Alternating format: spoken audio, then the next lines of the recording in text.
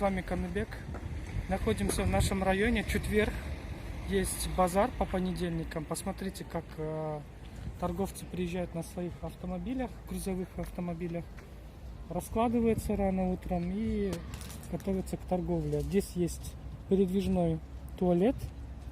Там даже один мы видим, биотуалет. Парковочная зона и где они могут торговать. Пойдемте посмотрим сегодня, какие цены на базаре. Вот такая парковка.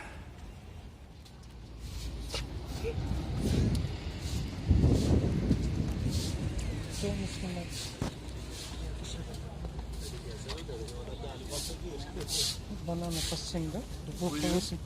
Hoş geldiniz. Hoş bulduk abi. Teşekkürler. Abi bu ne güzel oldu. Bakıyoruz sana. Seçin 1 liraya 1 liraya. Karnına bahar. Ну что, 1 liraçı geldi 1 liraçı.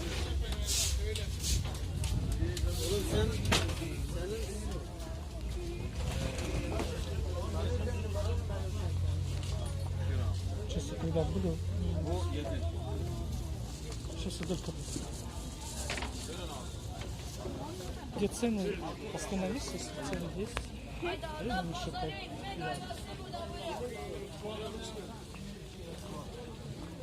По 4.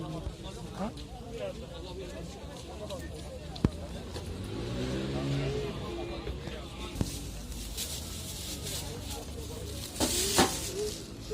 Yeter mi?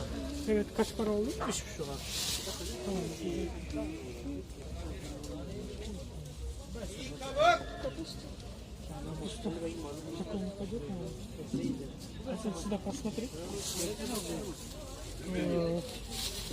Свекла 3,50.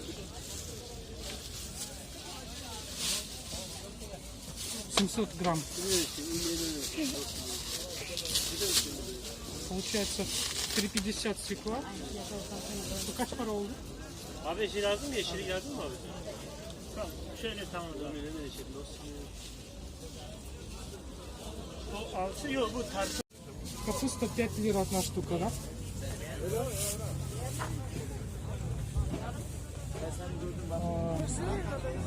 Яблоко стоит.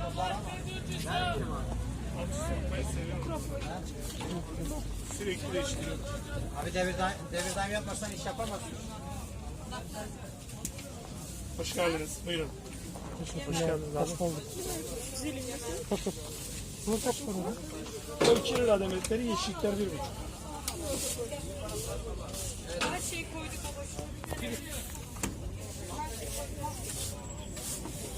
ama Aşağı isteğiniz var mı abla? Hangisi? Sen ne istersen söyle, ben sana veririm. Bir tane abla. Ne yaptı bakın?